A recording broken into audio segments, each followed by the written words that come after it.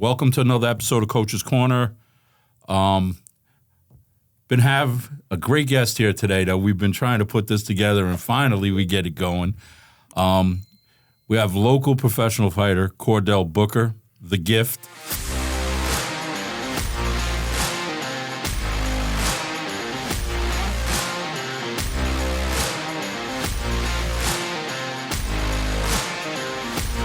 Welcome to Coach's Corner, Cordell. Appreciate you taking the time out of your day. I know you're busy, and I know you're getting ready to fight here. So we really appreciate you coming up here today. I appreciate the time. Thank you for inviting me here. Oh, you've been fighting a long time now, and you are fighting in Connecticut now, where you've been pretty much in this game a long time as an amateur and as a pro. And what is this, your third fight up at Mohegan Sun? This would be my fourth. Fourth fight. So sort of like you found a new home here in Connecticut. Yeah. For years, you haven't fought in Connecticut for your local fans. And I know I've been at your fights, and I know you bring a lot of people to the table there.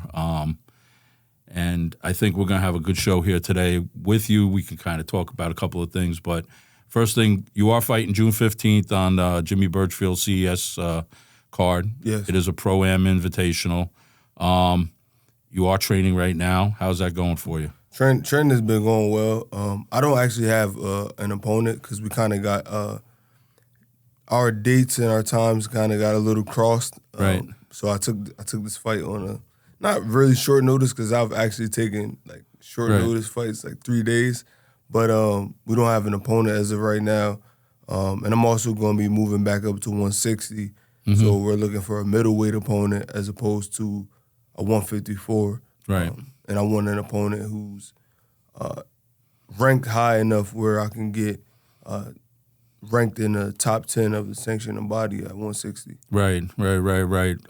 What's your training routine look like right now? I know it's tough without an opponent. Who you working with, sparring? I know you fight out of Revolution with Ahmad. Shout out to those guys over there and your team.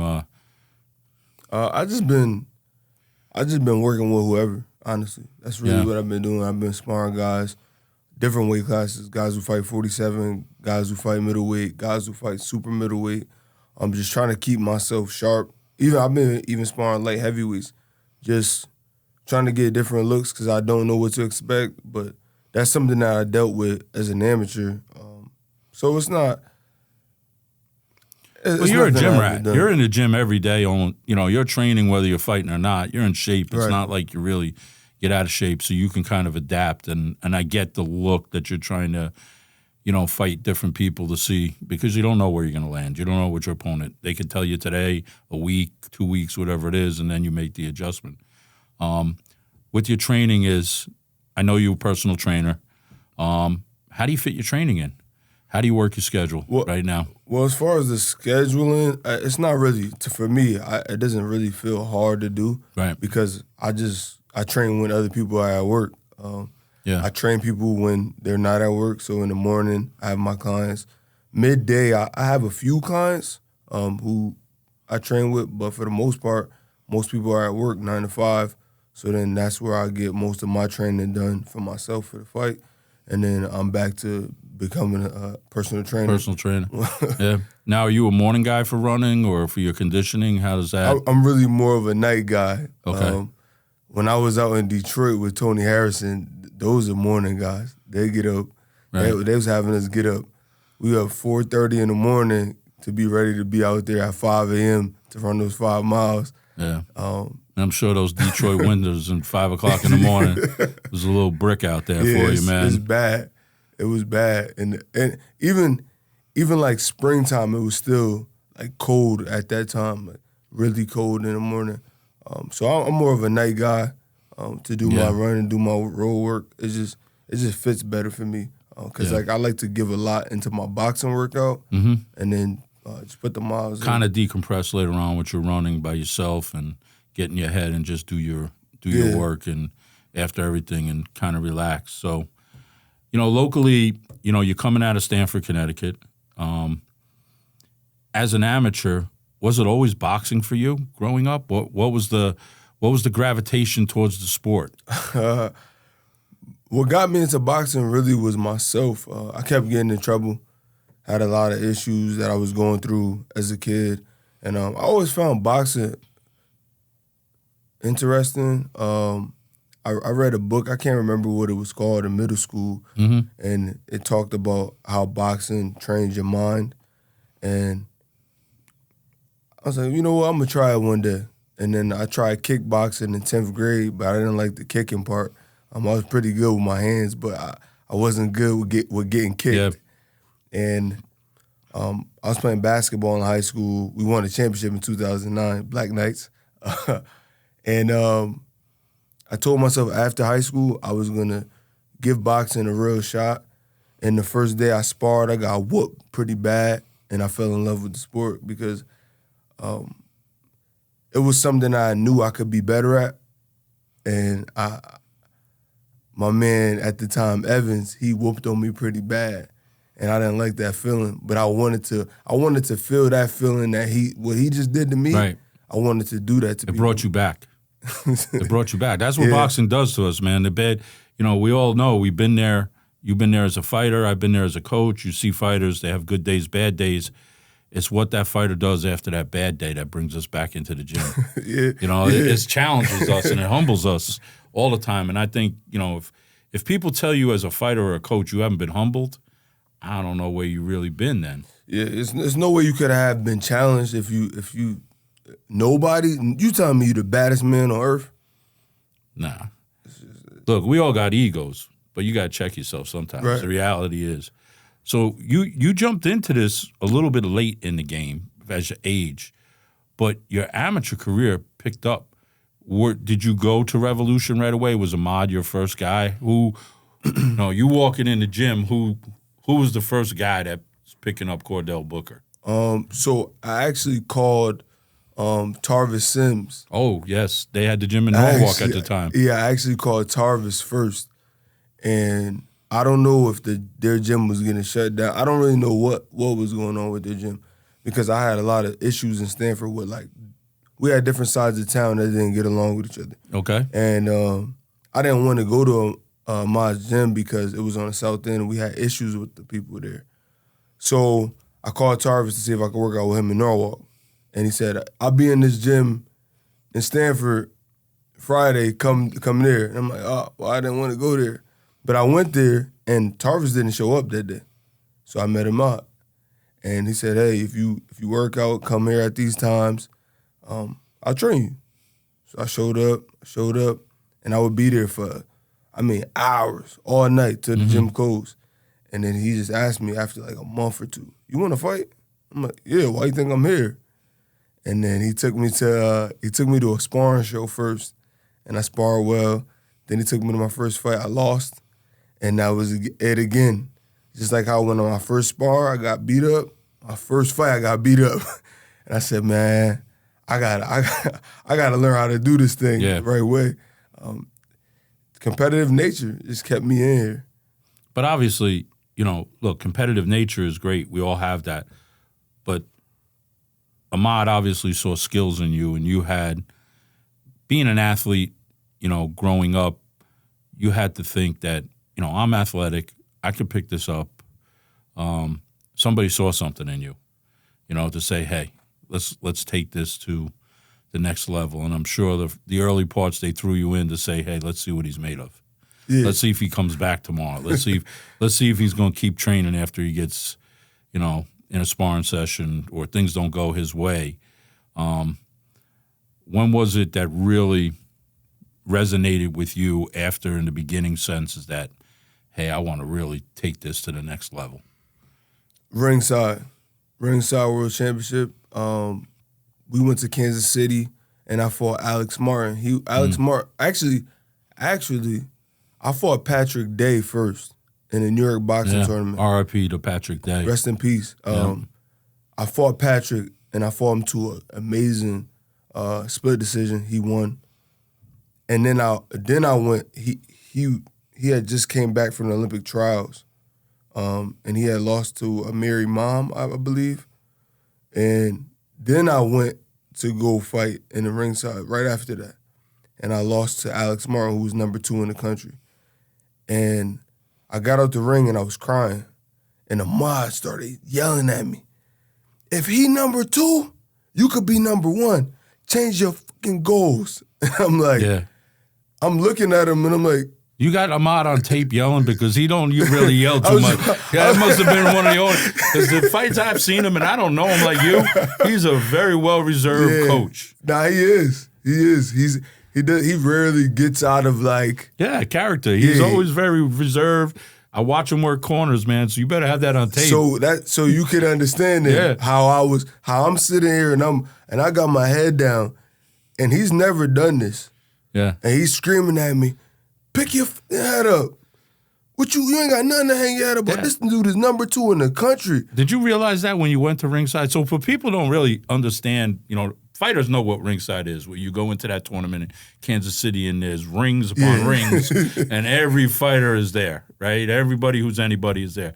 Did you realize what it was going to that tournament? I mean, at that time, no, I didn't. Right. But how could I? My perspective was so, to be honest, it was somewhat delusional, right? Because I don't know what to expect, but I also believe that because in the street I could beat somebody up, that I could translate that into a boxing ring, which now I know makes no sense at all. But at that time, I'm thinking like, he's a human, I'm a human, I've been in fights before, I should be able to beat somebody else up. Like, logically, that's the logic I went with, but it really doesn't make sense when you think about somebody training every day since they were 8 to be a fighter. But I was delusional. Listen, sometimes that might play into a fighter's hand, because I think, you not knowing what you're walking into, still having confidence and saying, I'm here. I don't care. You're the number 2, the number 1, the number 3. I'm here to fight. Right. I think that plays into a fighter's hand right there. You know what I'm saying? Because I'm not impressed with your credentials. I'm just here to fight. I'm trained. I'm the same guy as you with gloves on, but I trained to fight also. So let's get it on. Let's bring it. And that's how I attack. That's how I attack every match that I've had and had. But without Ahmad putting those things in perspective, I don't think I would have landed right here. I said I wanted to be a pro, but that's what made me want to become number 1 in the country. And so that's why I went on the goal to start fighting national championships. It wasn't really a goal. The only goal I had at that time was to become Daily News Golden Glove champ, because I had already won in New England. So now I wanted to do it in New York, because that's what I saw as a kid, like the Madison Square Garden. Growing up, I grew up in New York, and growing up in New York, and if you go around the country, I remember as a kid, Daily News would put the lineup out, who was fighting in the gloves. They'd have the coverage every week. And no disrespect to anybody's tournaments. Fighting through the New York Golden Gloves back in the day, if you had to fight too, there were no walkovers. There were fights in certain divisions. In that sweet spot, 120 to 160, you were fighting 3 or 4 times. Yeah, I fought 5. Yeah, I fought 5 for mine. My middleweight Troy Artis had to fight Danny Jacobs twice, 2 years in a row in the semis.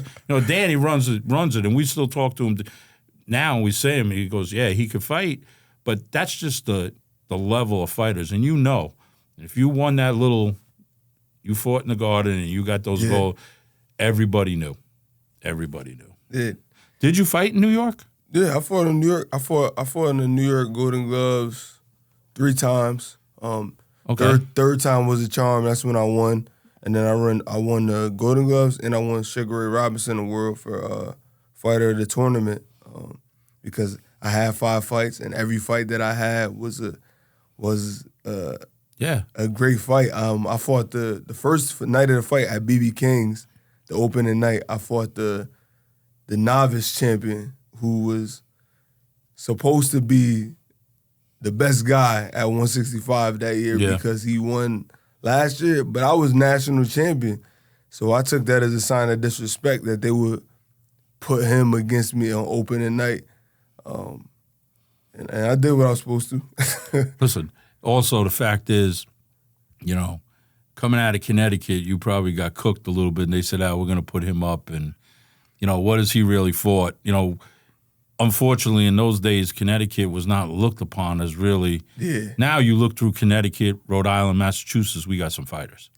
Yeah. You know, we got some fighters in the state right here. Connecticut, amateur and pros across the board. So, yeah, I mean, you guys are holding it down, though. You guys got a lot of good guys. No, right I mean, look, too. I think everywhere in Connecticut right now, everybody's got a little piece of something. I think we've all, a lot of the gyms are really starting to represent. We're seeing fights to put the amateurs on, and now we're starting to see local fights, at least with, you know, CES is putting shows on in Providence, putting shows on in Mohegan, Foxwoods. Local fighters are getting the ability to fight again. Like, you know, I go back to when ESPN was doing Tuesday night fights and Friday night fights, where they were fighting all over the place. You know, even Lou DiBella, those guys were putting shows on. So a lot of local fighters had the ability to be seen.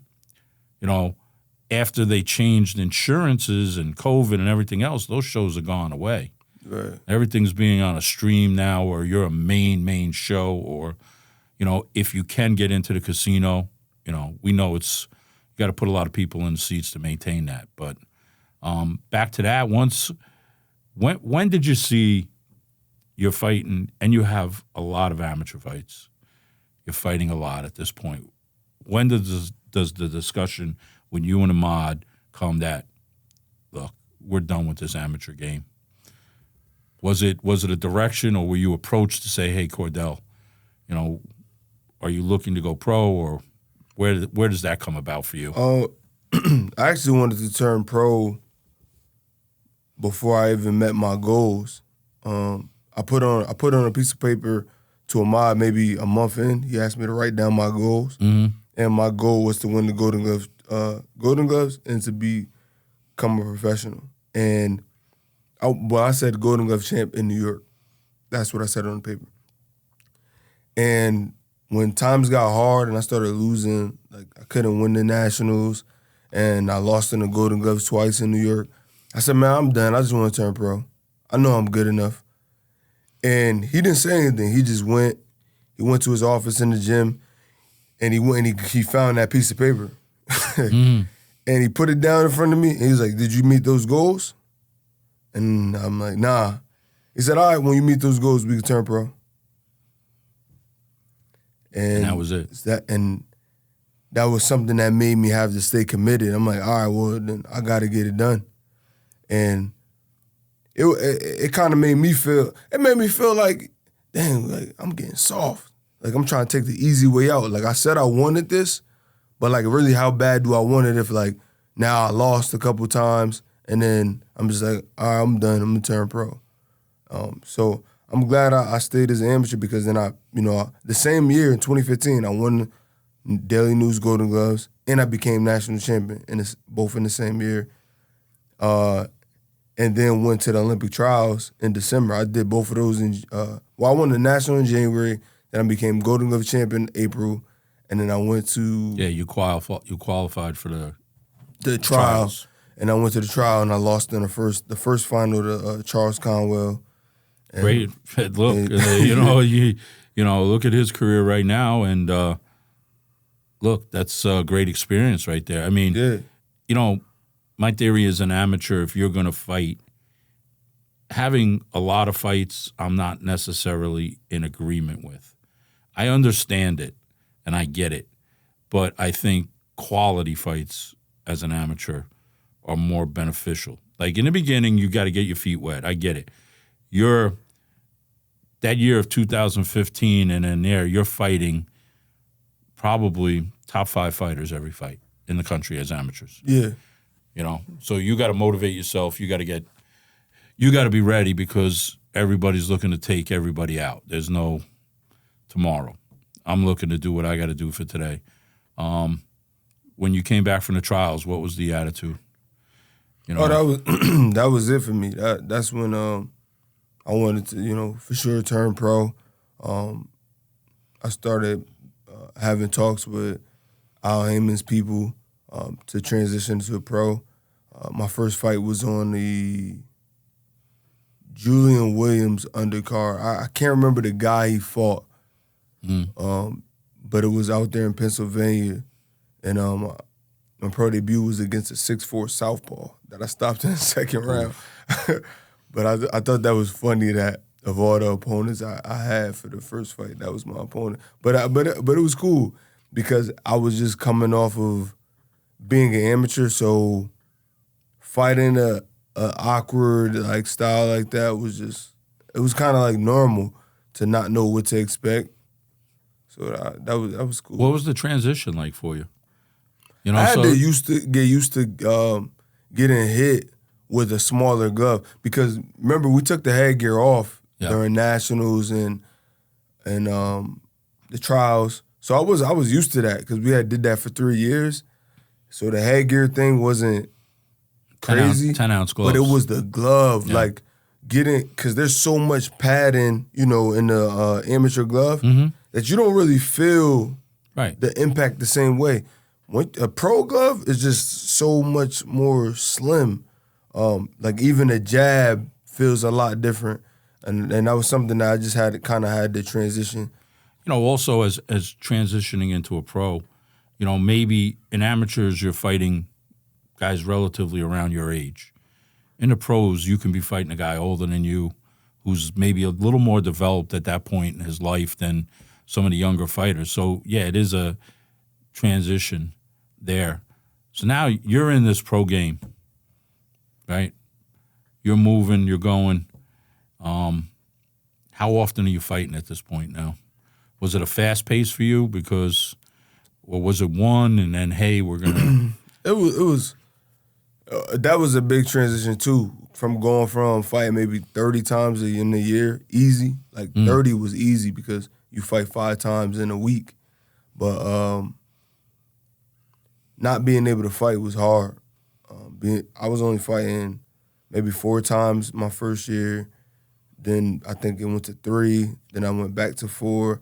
And that was tough on me because I'm used to being very active and training for fights, that I had to get used to having these, like, not really, they weren't layoffs, of course, but like they felt like that because I was so used to getting ready for the next tournament, getting ready for the next club show, getting ready for just any, like I would go fight my friends who I was cool with. I would be like, yo, let's fight on this show. And I'd go to Philly and fight my friend or go to New Jersey. So that was hard. I'm used to it now, but those first 2-3 years. How are you staying motivated? Because now you're going from 150 miles an hour. Now they're slowing you down. And now it's a business. It's not you just saying, I'm going to fight this weekend. Let's go here. Yeah. Let's go. Now every fight has a meaning. You and your team have to sit down and say, okay, this guy, that guy, whatever to make. But as a fighter, we know, when fighters aren't busy, it's a dangerous time for them. It's hard for them to stay. Some fighters, it's hard for them to stay motivated. Some fighters, it's hard for them to stay in shape. Some fighters, it's hard for them to make weight. What are you doing in this time? And what is your team telling you in the beginnings? Because, you're coming off from in knowing you, I know you want to be out there fighting, so they're probably having to talk you off the ledge a little bit. Yeah. So what I'll say is, that's kind of how my first loss happened, was because, COVID happened. Then I slacked off. I was like, well, there's nothing to do. Then I came back from that. I also tore my Achilles as well, of course. But I let those things like kind of snowball and then just started cutting corners, not training the same way, maybe not running the same, just overall not being the same guy I was before the injury and before COVID. Well, let's go back to your loss. I don't want to, but you had a heck of a streak before that happened. You're talking about your first loss. People don't realize, what were you, 16, 17-0 when that happened? You were undefeated. Yeah.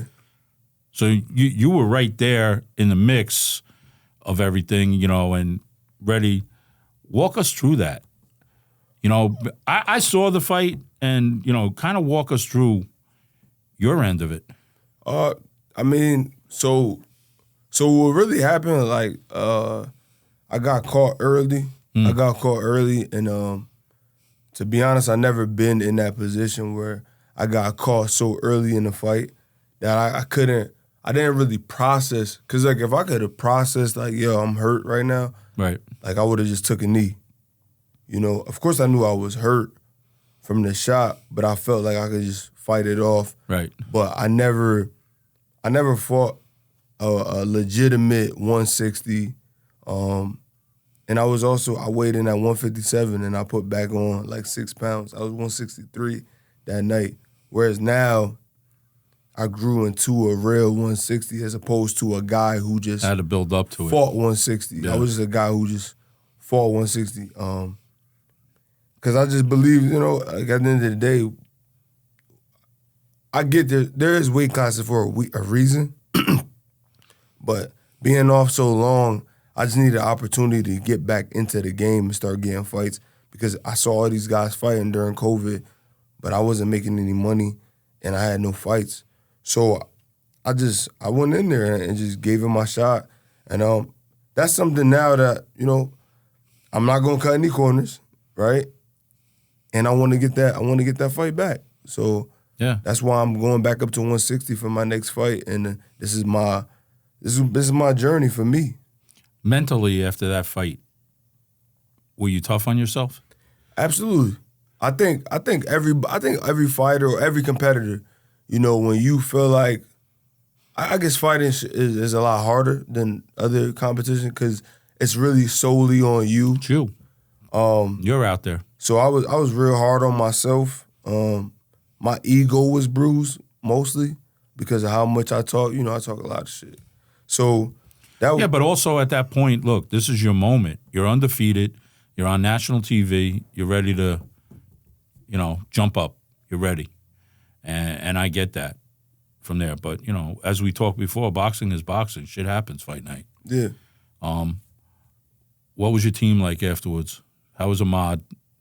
What did he say to pick you up after that? He just, you know, he didn't say much because he didn't. I know he didn't want to over talk, so he just kind of let me sit there. He sat with me. Right. He was, you know, he said, "I know this is like the worst way you could possibly want to have if you had to have lost, the worst way you could have." And he was like, "Yo, just chill, relax, like really think about, you know, all the other things in your life," because he knows how competitive I am. Mm-hmm. So he's like, yo, think about all the people that love you, because I didn't want to talk to anybody. He's like, just know that these people love you and they want to express their love for you. So don't shut off to the world. And my man Tony Harrison called me too, and he was the only person I picked the phone up for, and he told me the same thing because he was like, he's been through it. Yeah, and that was something that helped me to like talk to my family, talk to my mom, let my family come to my hotel room. I didn't want to see anybody because I didn't want them to see me like that. And yeah, you had a typical fighter's reaction. And I guess, you know, speaking to Tony Harrison, you know, it's coming out of a guy's mouth who's been in the situation that you were. So you could relate a little bit to, as opposed to your friends and everybody else. They see it, but they don't understand what really, they don't understand what we talked about earlier, all that work that you put into that fight. And that's not what you wanted to happen, okay? And, you know, now you're the feelings you have are what they are. So, you know, I get it. Fighters become unapproachable at that point. So you got to pick your moments of when, you know what I mean? Yeah. It's like, okay, like, listen, at the end of the day, we still here, we're going to regroup and we're going to figure this out. That's the way I kind of look at it, you know what I mean? Yeah. Shit happens, you know, but so after that, your COVID kills everybody. We know that. What gets you back going? Where does it come back? That's what got me, to be honest with you. That's what got me back on. Losing was probably the best thing for my career, because then it made me have to say, somehow I got to get back to this guy. So I've been taking pay cuts. I've been taking fights that I don't really want, that I don't see them as like move the needle type of fights that can help me get to the place I want to be. But I know staying active is best to be relevant. Yeah, I get what you're saying. Look, every fight we want to move the needle, but in today's day and age, it's a little hard sometimes if you're not getting that fight. But as a fighter, you got to be in the game. Your name's got to be out there to say, okay, yeah, Cordell's active. He's fighting. You know what? Let's see. You know, maybe this fight makes sense. Right. And that's the reason why I just kept fighting, because I'm like, all right, well, if I just stop and I try to wait for the perfect fight, another 2-3 years could go by. Do you see that in boxing a lot more today? Do you think guys are trying to be too precise with their careers? Absolutely. And try to say, I won't fight this guy, but I'm going to wait to fight this guy? Absolutely. And it's killing the sport.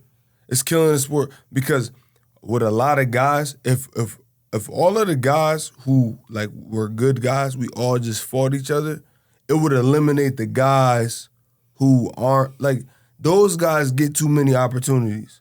The guys who are C+ or a B-, they get more opportunities than a guy who's a B+, A-, because people don't want to keep fighting A's. An A don't want to fight an A every time. So I have my opinion on that, okay? What you were just saying. And it won't happen, right? I go back to the Super Six, Andre Ward and all those guys, Carl Frock, and why not take the top 10 guys in each division, throw their name in a hat. If you're the champ, you get a bye. If you're the champ already, you get a bye. You throw everybody else's name in a hat and you fight off. You lose, you go home. You win, you keep going. You fight your way to the top. It's not going to happen because fighters are not going to take that risk. Right. As a fan, it might be exciting to watch those types of fight.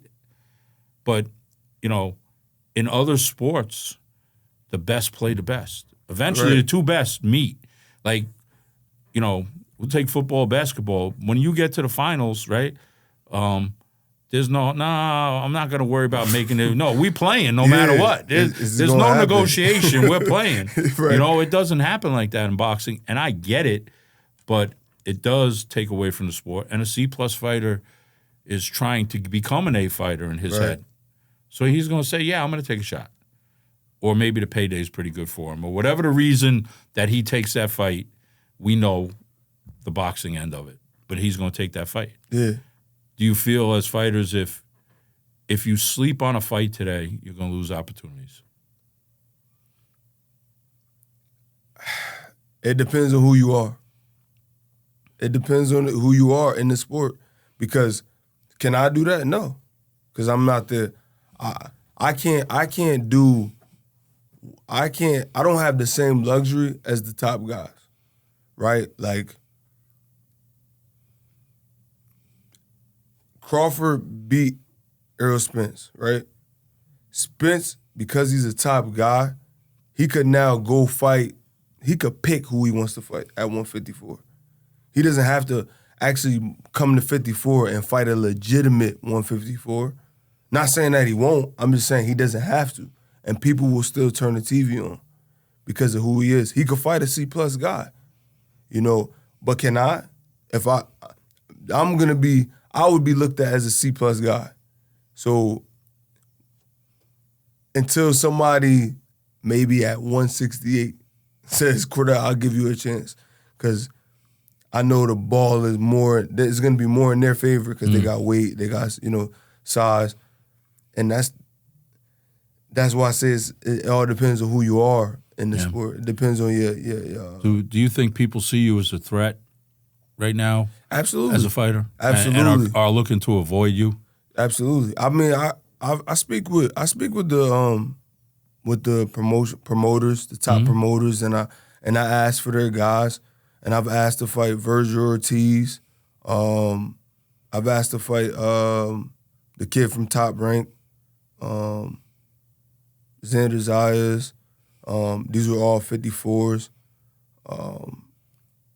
I mean, the Zayas fighting you would have made sense in June in the Garden. I thought that made sense too. I mean, you're a local guy as far as from the promotional end. They're not flying you in across the country. That's exactly what I said. You're going to bring some ticket sales to the table there, and I think it's a pretty good style fight right there. Me too. I mean, and that's no knock on him. I think he's a good fighter. I think he's a really good fighter. Not knocking on him at all. But I want to fight. That's the type of guys I want to fight because I want to leave the sport. I want to give the sport what I have, just like I did as an amateur.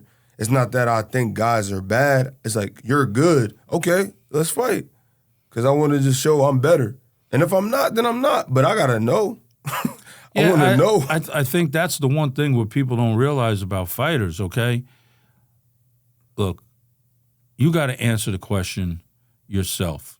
You know, and I say this a lot. You know, we as coaches, and you are a coach also, and you are a fighter, so you wear both hats, so you realize this. You have to see if your fighter has the moxie, if he has it in him to step his level up. You know, and I kind of say, like, some fighters don't realize that they belong at that level till they go into maybe a camp or they're challenged with another fighter, and, you know, they can say, you know what, I can hang with him. This is not, I'm as good as him, or, you know what, I need to work on a couple of things, and I'm right there with him. But he's not, he's just another fighter. He's not God. He's not above me too much, right. You know what I mean? So I think, that's a definite, you have to answer that as a fighter, you know, and who would you look to target besides Zayas? Well, now I want to campaign at 160, so I'm just looking at middleweights. I mentioned him because that was something that I spoke about, and I just, you know, I wanted to make sure I said that on this platform that I have asked for those fights. But now I want to fight at 160. I don't care who I have to fight at 60. I just want to get an opportunity to get back to fighting Austin Williams. Yeah, that's my goal. And do you think that's going to happen? Where do you think is, you know, is there an interest there in him?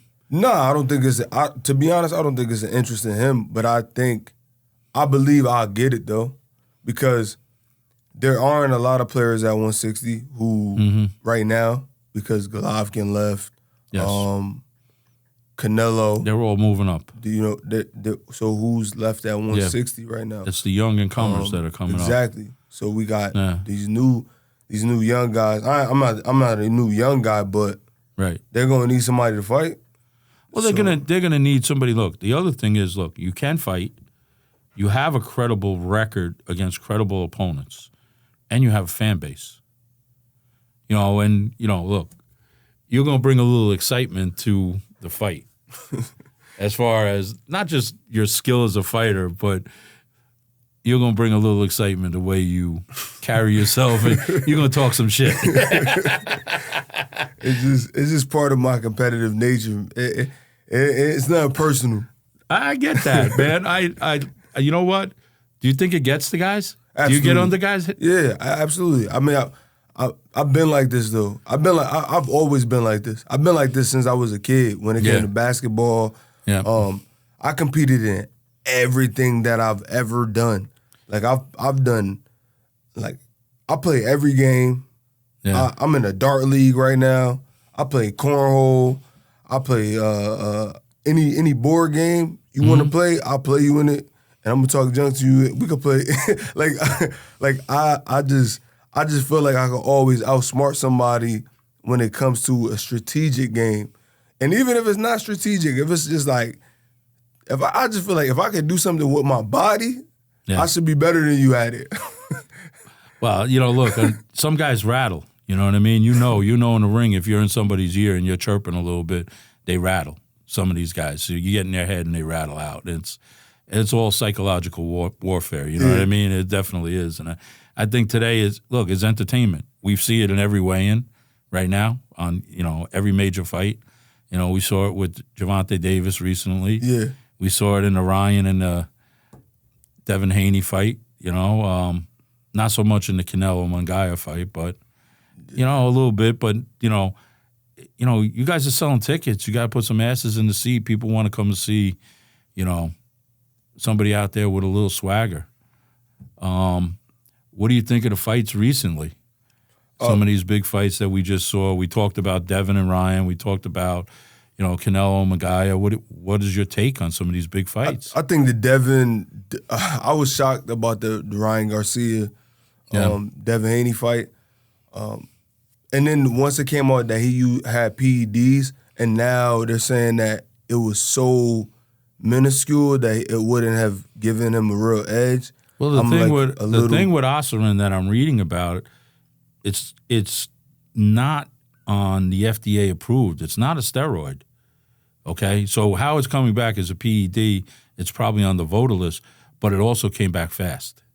Yeah, it came back like within a week, when those tests usually come back a little longer than that. And we're seeing another Eddie Hearn type of, it is so, but I don't know. I don't know, and I can't call it, but getting back to the fight, it was an exciting fight. Yeah, no. It was an exciting fight. I feel like it helped boxing. Yeah, I'll be honest. I was like you. We were talking. I was not expecting to see what I saw. Yeah, me either. Because skill for skill, I think Devin Haney is a better skilled fighter. And Devin's coming off of, he's on a roll and he's feeling his own, man. I just figured, like you said, skill wise, he was going to take control of the fight. He was going to take control of the fight, but great fight. Very, very exciting. Very, very exciting fight. What fights do you like coming up? What do you think of Tank? Well, I think Tank is going to win that fight. I think Frank is a good fighter, but as fighters, we always try to look for like things inside of our opponent. And I think when Frank was speaking to Tank during the press conference or the interview after when he was with Gilly, and he was asking Tank, he was asking for validation, like when I took this fight, did you think I took it because I just wanted a payday, or like why are you asking for this man to like validate? But you know as a fighter, right? You get in that situation, okay? You've been around. Whether you're a fighter or not, you've been around. You know when a guy's got a chink in his armor. You can sense it. Yeah. You sense it. That was his chink in his armor. Yeah, I agree with you. Why are you looking for validation? Yeah. Hank Davis not gonna give you validation. Yeah, why would he say yeah? Why would he say yeah? I think you're a real warrior, and that's just show him. I mean, honestly, I think some fighters look. Sometimes you gotta say less. I'm here to fight. I'm ready to fight you. I'm gonna be here to fight.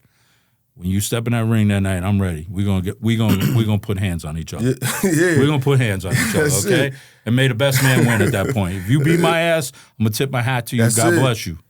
You know what? I mean, and honestly, that's what I did when me and Ammo fought. I didn't make excuses, nothing. He was in the back. I went to the dressing room. I said, "Yo, you was the better man." But see, that's fighting. Most of the time, you again, being around the game, fighters are, at the end of the day, we hugging it up, we dapping it up, we wish you luck. You were the better man tonight. That's it. You know what I mean? Unless it comes down to a bad judgment, which we know about. That's a whole different game right there, right? I was about to say. That's it.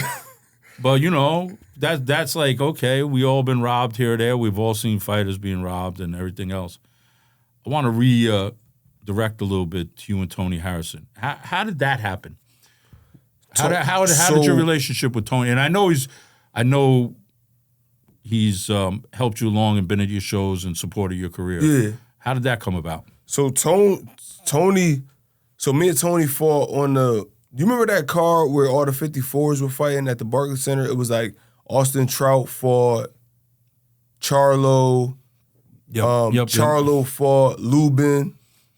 Yeah, Tony was hot then. Yeah, when he fought on that card. But he was coming off of a loss, so he didn't fight on the TV portion.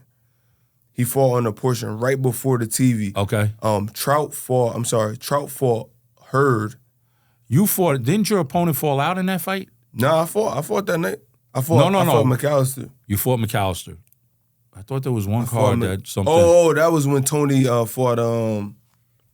But anyway, go ahead. Tell us. Go ahead.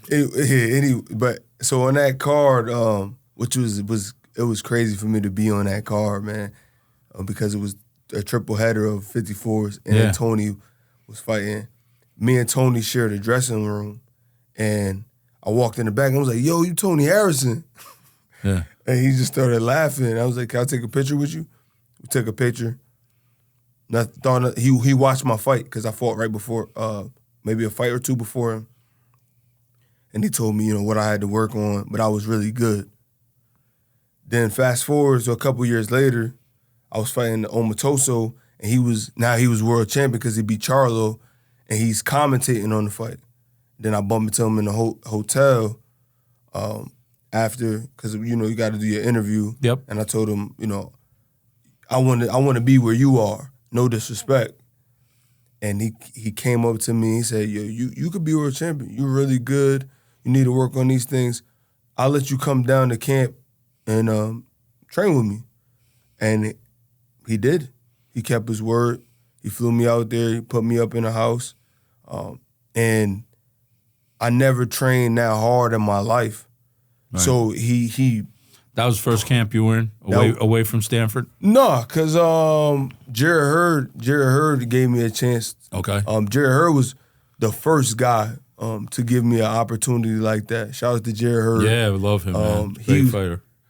Jared Hurd was dope because he had no ego about him. He let me know, I was a good guy.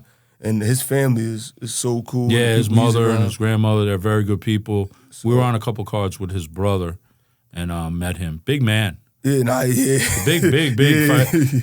It was crazy to see him making 154. Yes. But I had the opportunity of just being around some really good guys, and they were guys who fought in my weight class.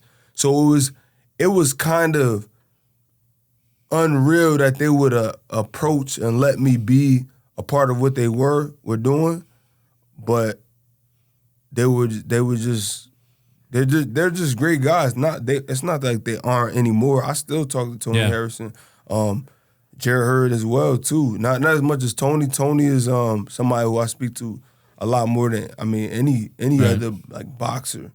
Yeah, that Detroit style, that hardcore style, Kronk Gym style of fighting. Who else was in camp with you out there? Joseph Jackson, Shishkin. I can't remember Shishkin's. Yeah. But if 168. Oh yeah, big guy.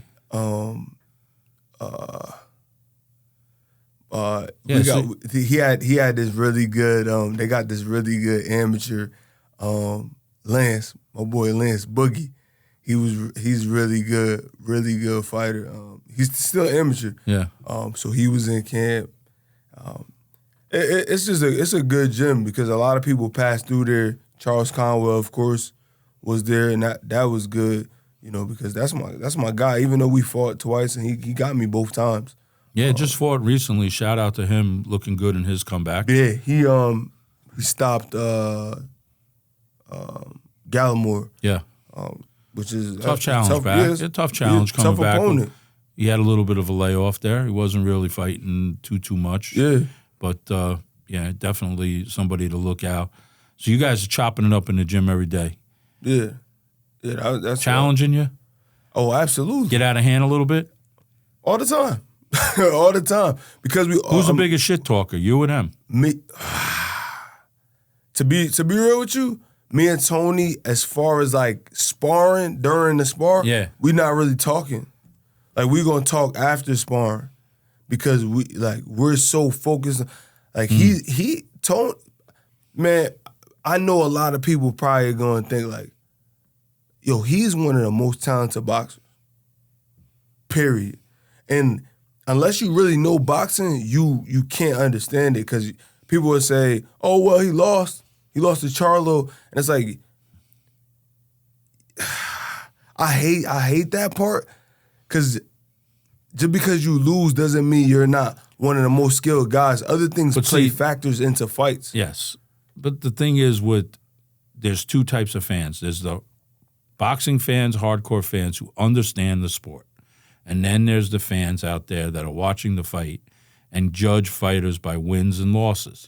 Not by and look, he is coming out of a boxing hotbed of Detroit. He's been around fighters, very talented fighters in the gym working with people on his craft. He's won big fights. All right? His IQ, and I don't know him. I'm watching him as a coach now. Yeah. So you know he's going to bring what he's already brought into the sport as a fighter, and you watch in another 3 or 4 years, he's going to be one of the top coaches out there. Oh, yeah. You know, I mean, you heard it here. He's going to be one of the top coaches. That's for sure. And I don't know him. Because he has a really good eye. Whenever we were sparring, he'd get out the ring, because he would spar 3 different guys. So I would be like his last 4 or 6 rounds. He'd get out, and I would stay in to spar somebody else, and he'd be coaching me. Right. And I'm like, okay, this dude, he got a good eye, because he picking up on things fast, and he telling you, feeding you the information quick. But see, in feeder program and places like that, it's like anything else. As an amateur, he had good coaching probably around him. Not probably. He had good coaching. And he saw a lot of good fighters. So you're learning, you're doing your internship on the job. You're learning. Some fighters, we talked about this, become very good coaches. Some don't. He obviously has that demeanor. He's working with Alicia now, right? Bumgarner? Yeah, he was where for a while. Now I don't know. I don't really know the dynamic now, because I know she been training with Bill. I don't know if that's like a set thing. I just saw that on. I know he worked with her for some fights and stuff like that. So it was years. It was years. And she was in camp. She was out there when she was out there when I was training. We were training for the fights, and I saw her in there sparring guys, giving out good work. She's deceivingly strong. Yeah, absolutely. I've watched a lot of video on her. I've seen her fight. She's very deceivingly strong for her size and everything. Yeah, be exciting to see her fight back. So now we're seeing you get ready locally again, June 15th. What can we look for from you? Look for me to be a lot stronger. I feel like me cutting to make 54 in my last 2 fights, even though I won, they took a little bit out of me. How hard was the cut? The last 3 pounds. Yeah. The last 3 pounds, I feel like been taken a little bit out of my performance, like a little bit of my sharpness away from like some of my shots. Why are you focusing more on the cut than what? Or is it draining you out, or is it age, or is it just? I think a little bit of both. Yeah. Age, me working out to be stronger for 160, because my goal is to get back. I really want to fight him again. I really want to just come back, and I want to have a real fight. I don't want to just go away with just I lost in the first round. Nah, I'm not cool with that. I don't think that's the sense. I think you've kind of reinvented yourself a little bit. Yeah, but I can't go away with that. I can't just. I can't be done. I get that. I mean, right now you carry the WBC silver, correct? What else are you carrying? Oh, that's it. That's it. But I'm going to go to 160, and I'm trying to get any hardware I can and put myself in position to be. If I don't get that fight, then I'm still along the way of like my goal of being a world champion, however that looks. Yeah, I mean, 160 right now is probably the best division for you as far as, for you to get an opportunity. And I think it'll come because you've been active enough. You have the pedigree. You bring some value to the table for somebody to take a chance and say, hey, they need to validate a real fighter. They need to fight a real fighter, not just somebody that they're just bringing in. But I think it's going to be exciting to see where you end up here now, as far as that. But you're also coaching. How many guys you coaching right now that have? And I know I've seen you. You've been pretty active. On your last card, you had kids fighting on the amateur show, and you were fighting that evening, weren't you? So I got How does that work for you? So fight day, let me ask you this real quick, right? Everybody. So on fight day, fighters are a lot different, right? Some fighters, they just want to be by themselves, and we're there, and I'm watching you. You got a coach, and then you're in the main event that night. Yeah. How's that playing into you? It's cool for me, honestly. Like, so you like to be around people on fight day? I like to be alone, but it's a little. Sometimes I don't need to sit here and think about, like, just only think about the fight. Right. Sometimes you think about too much. You might think about the fight too much. You overanalyze everything. Right. And so I want to say, me getting downstairs for my guys and watching them do what they do and seeing them win, it makes me happy. Right. It keeps me in good spirit. And whether if they lost or not, I still would have been happy that I gave them the opportunity to be at Mohegan Sun, to just see what it feels like. What does it feel like to be in front of that many people in a venue that big?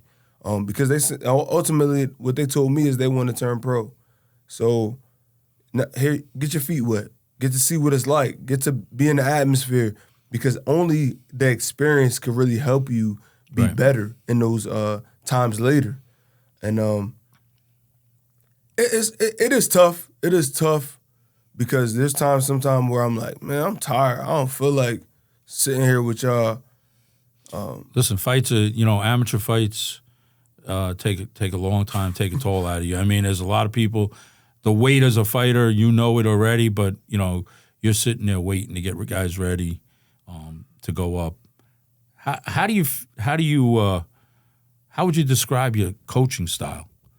Do you coach people after the way you fight, or do you have a specific style that you look for in a fighter, or that you're looking to work off of? I try to always go with what their strengths and make them the best version of what they already kind of present, who they are. Mm-hmm. I usually like a guy to come in with no prior knowledge of the sport, because then they don't come in with their own pre-existing belief of like what is good and what's bad. Right. So I like blank sheets. But if they don't, and they have a style, height-wise, strengths, or their build, I try to coach them through those things. What do you think your strength is as a coach, Cordell? Guy comes in, you know what? Obviously, your pedigree is good. You've been there. But, for you to get a fighter, what is your strength? Besides your experience. Besides your experience, you made a statement about, we talked about Ahmad, and I don't know him. I know him from seeing him at the shows, and, his fighters are always well prepared, and he's organized, and he's very calm in the corner. What would you think you, as a fighter, would someone say, hey, Cordell is my coach, this is why? I would say I present a good, when I talk about the mental work that you have to do is for the fight. Like, really studying, because it's not only up to me as the coach. So, like, if I teach you something, like, I always try to tell them to go home and go watch. Yeah. Go watch the other fighters before our time, right? And see, like, whatever I showed you today, right? If it was, like, a pull counter or if it was the high guard, I want you to go back and do your due diligence to go watch this so that way you can understand and see the scenarios. Because it ain't no one-size-fits-all. Like, just because this guy blocked the right hand like that doesn't mean that's the only way to defend yourself against the right hand. So I think me showing them how to do it, but also letting them know like the mental work of being a better fighter is ultimately on them. Yeah. I think having those conversations with them is the best thing that I have that I can give them as a fighter, because that's something that I went through. Yeah, so, you already went through the fire with it. And today, look, I'll date myself a little bit because, we have easy access to watch tape. We go to our phones, we go to our iPads, our computer, we pull up, okay, we're fighting Cordell Booker, we hit the internet, how many fights, whatever. We got video, we got this, we got that. Back in the day, you were lucky if you got, a VHS of a guy or maybe, actual film. It wasn't a lot of information. I'm a tape guy. I will look at tape of not only the fighter fighting, meaning you, watching you train. So we'll look at tape and say, hey, you're doing this, this, and this. You need to see what you're doing. Not always hear from the coach what you're doing. A fighter doesn't always. You need to see, hey, that shot's not really coming out because a fighter's always going to say, oh, I'm getting it out. It feels good. It feels good. You know what I mean? But once you see it and like, oh, now I see what you're talking about. And you need to know what your opponent's going to do. I mean, we're creatures of habits. Yep. Most fighters are creatures of habits, right? They're going to do something in a fight that they've done their whole life. They may change their training to the style of the guy that's fighting, but if shit gets bad, they're going back to what they did best in their life. Be prepared for it. Yeah. And I think these kids today, they come in, they don't realize the depth of what you're talking about. They don't realize that there's layers to this other than training hard, jumping rope, being physically shit, going in there and sparring, whatever. That's all great, but there's other layers to this game. Yeah, and the preparation. The also. mental stamina. Yeah. Like that's a part of it. Yeah, definitely. See yourself training pros? If they turn pro. If they turn them. What if somebody came to you, called you up, hey, Cordell, we want you to train us. We want you. Where would that go with you? I'd do it. I'd do it. I would definitely do it. But it would be it would be challenging, because I don't like to lose. So like now, now it's like, how much time am I giving to this pro? Whereas like my amateur guys, it's pretty much easier for that because I know their fight is three rounds. Right.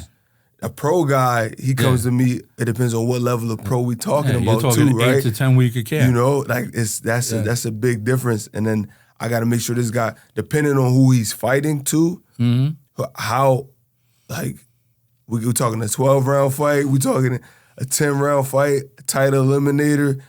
That preparation is a lot different than I got to have my guy ready for 3 rounds. Yeah. Against, Yeah, somebody he's evenly matched with. If he's a novice, he's a novice. Right, exactly. If he's open. It's pretty much even. Plus, probably now with you can have your young guys working out with you while you're training. Yeah. I do that a lot. I do that a lot so they can learn. Yeah, and they're going to benefit off of that, whereas like you're all in. So after boxing, is it coaching for you or is it something else? What are your aspirations? Well, I mean, the main thing I want to do, I'm gonna continue my foundation. I gotta go to Distance Foundation. I'm looking to keep building that. Tell us a little bit about that.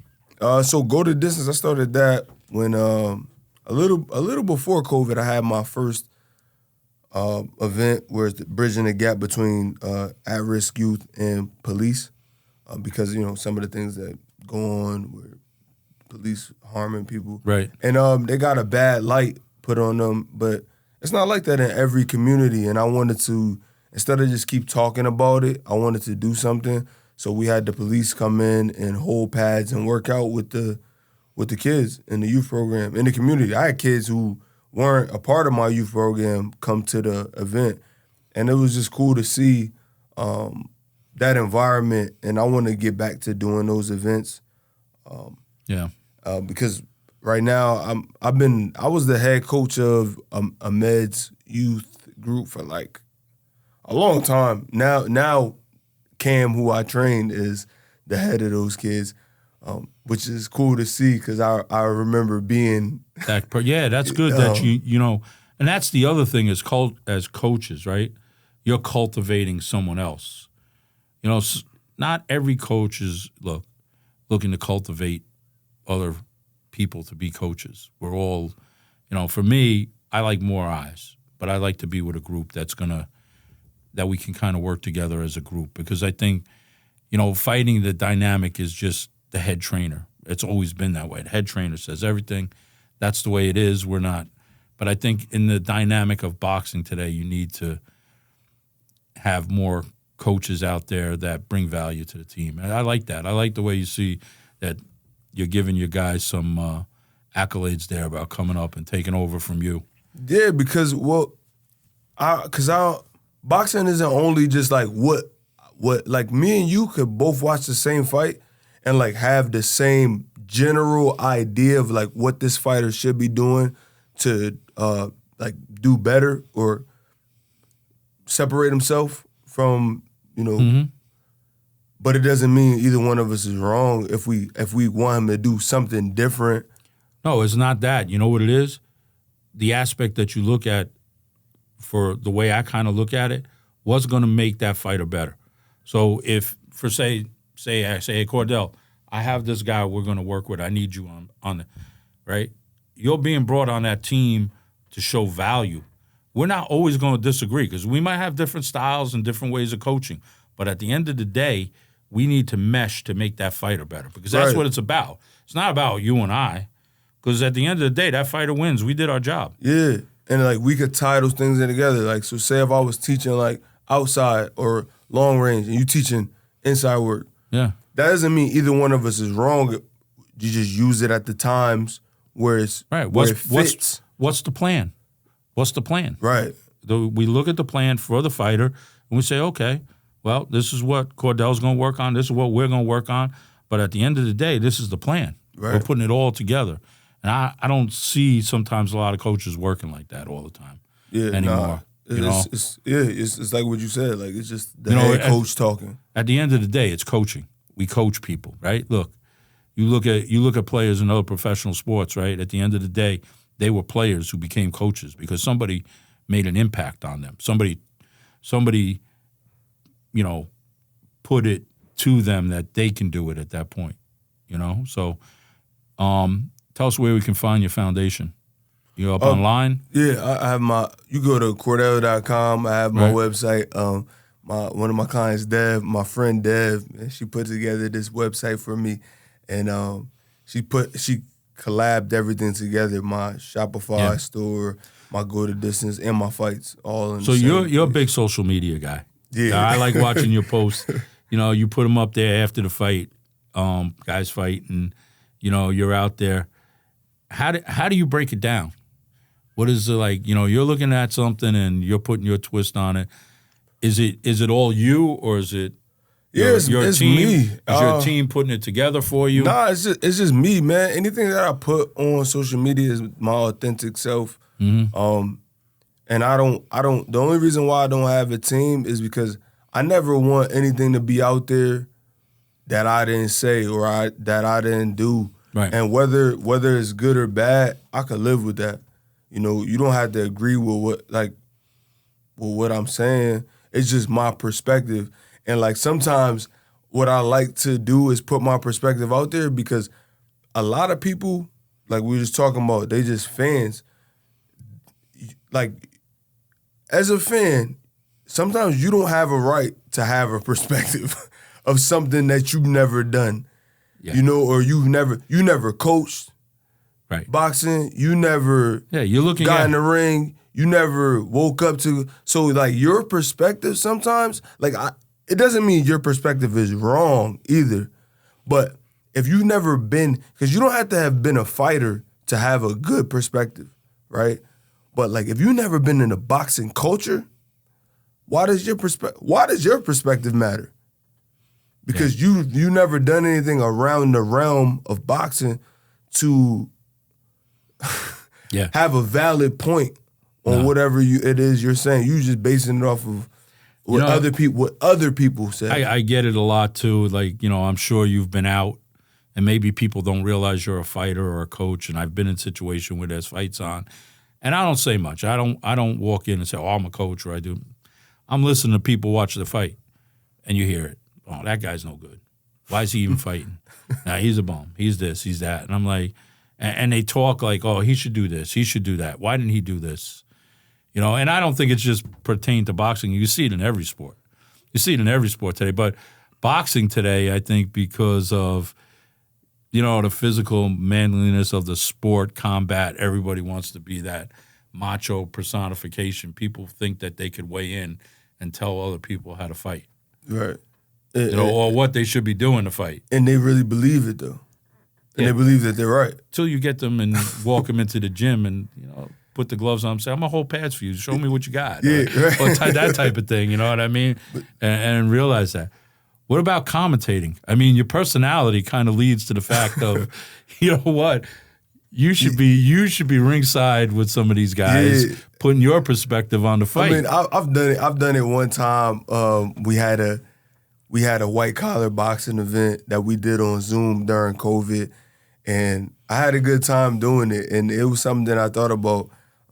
I definitely think about it a lot, and I do want to try my hand at it because I do have a very good eye on what's going on in the sport, and I think I could. Yeah, you do. Could explain it in a way that people can understand, even if you didn't box. Also, you do have that good eye. You definitely do. But you're going to make people tweak a little bit. You're going to make them feel a little uncomfortable. And you're going to put somebody on the hot seat. You're going to put them on the hot seat. And you know what? I think it makes for good, good press for boxing, good press out there, interesting conversation. Yeah. I mean, awesome stuff. I think it's cool too. I called a kid out the other day about fighting him, and I like kind of putting people in that predicament. Who'd you put on the spot? You want this kid, Deshaun, I guess Prather or Prather. I don't know how to. The kid from Match up in. He's 18-1. Yeah, I know he's. I called him out because he's ranked higher than me at 160, so I'm asking to fight him. And so now what he went and he did, he went to go bring up the ammo fight and put it online. And he probably thinks that really made me, it hurts my, it's bro, that's what I want. Bro, we fighters. Go ahead, go, that's what I do too. I do the same thing. But I don't think these guys understand, bro, that make me, that's cool. I want you to do it. I want to fight. I want to fight, That's what aids into the fans wanting to see the fight is you talking. That builds the me fight. Saying something. Builds the fight. You believing that you can win. They want to know you believe you can win. And a lot of these guys, he don't believe he can win. He doesn't believe, he's not going to fight me. He was DMing me, and it's you put one thing up for everybody to see, but then you're DMing me something different. So that's the part of the sport that I don't like is just be, if you're going to be a sucker, just be a sucker. And get out the way. Don't sit up here and try to fight only guys you can beat. I don't want to fight those guys. I want to fight the guys that even you believe, Cordell, this is a tough one, bro.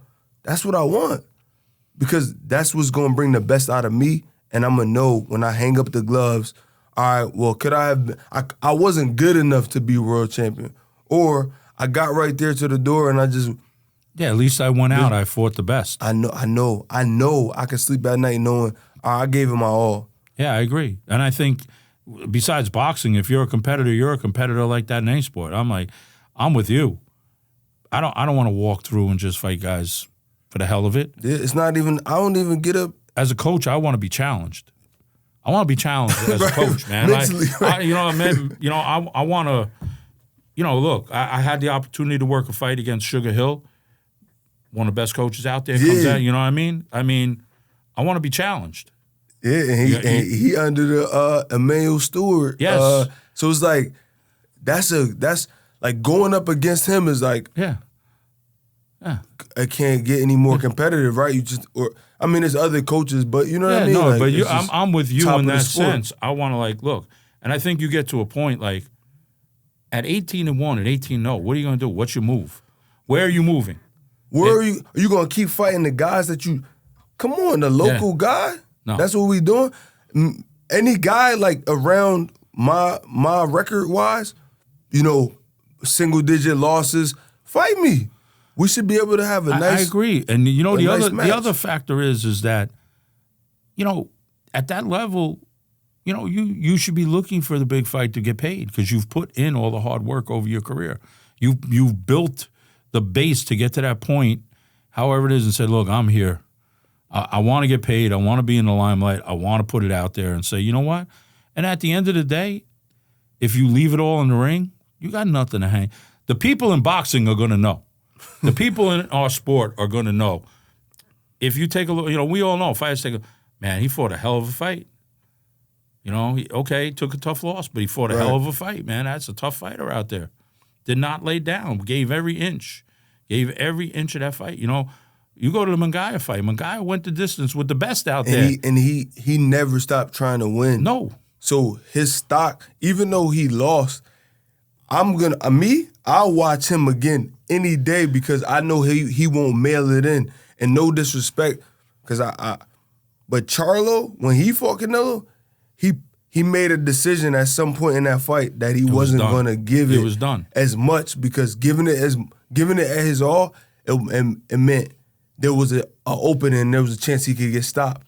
Whereas Munguia didn't care. But that's the mentality of drive of a competitor. And I like this. It's like this. We take fights, right? Hard fights. Some fights are taken where maybe you are overmatched. The fighter that you're fighting is just better, has more experience, and is at the top of his sport right now.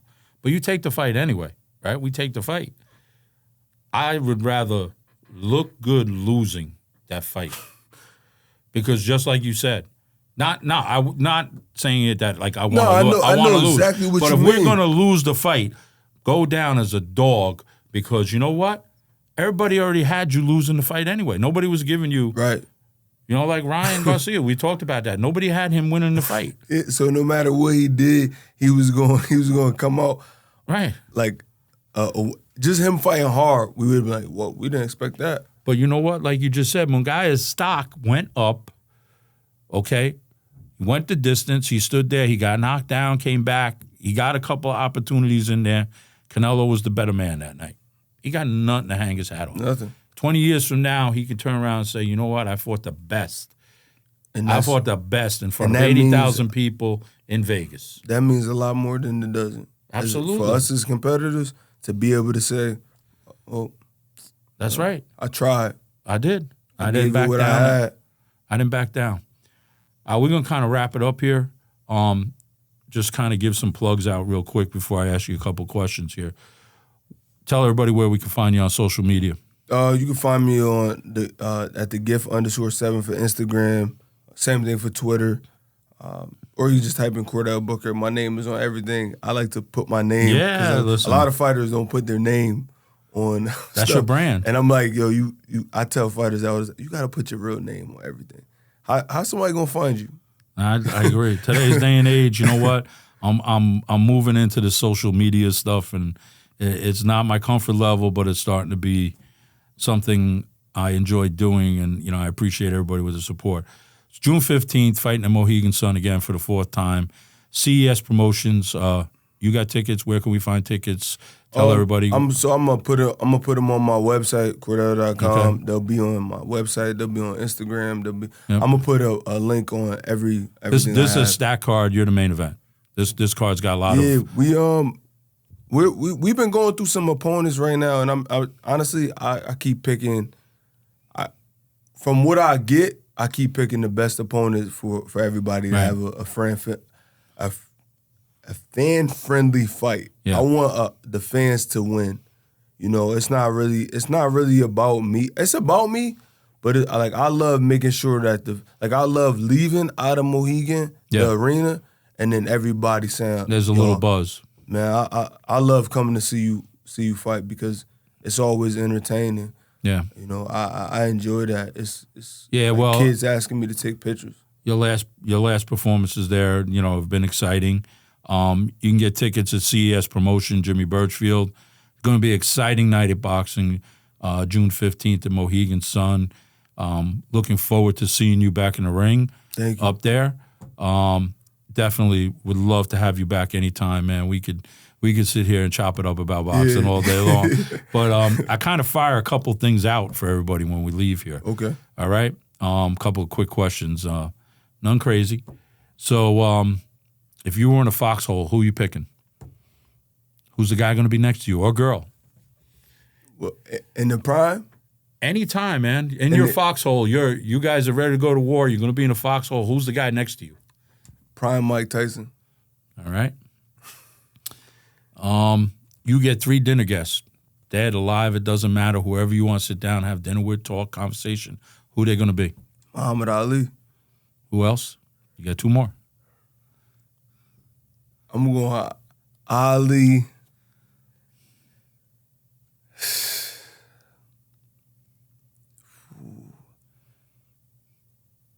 LeBron. Got to see what he thinks. And then Denzel Washington. Yeah, you got 3 good choices there. Yeah, a little diversity there. Yeah, just those are like Ali. Ali is so great. Like he's probably one of the greatest Americans to ever live. You know what? I'm going to say, as a young kid growing up, I was not an Ali fan. I was a Joe Frazier fan. Yeah. Okay. As a fight fan now, watching what Ali went through and how he fought is amazing. And I say to people today, what would that man be worth today in today's market if he fought? He had personality. He had talent. He wasn't afraid. And he fought everybody. Yeah. And he lost 2 years to his career. Yeah. It's like, man. That's why I could never put anybody above him as the greatest fighter of all time. I can't. It's hard to do. I mean, there's a lot of arguments out there, but I agree. I don't think there's anybody pound per pound. And if you wrap the whole thing in of the way boxing is, the promotional end, the personality, the ring IQ of the fighter. He did everything. He did everything. He did it all. Yeah, he did. But I appreciate you coming up here. I mean, taking the time out. I know you're getting ready. We appreciate everybody who's following us and subscribing to us. My guy from Attitudes Cross Obstacles, Get Elevated. Check him out online. Also, it's Parkinson's Month. We are carrying donations out there. Check my man out at Farmer Strength. He's got Parkinson shirts that all the money is being donated. You go to farmerstrength.com online. Obviously, my guys from Nirvana, they relabeled the water. Check them out, Nirvana Super.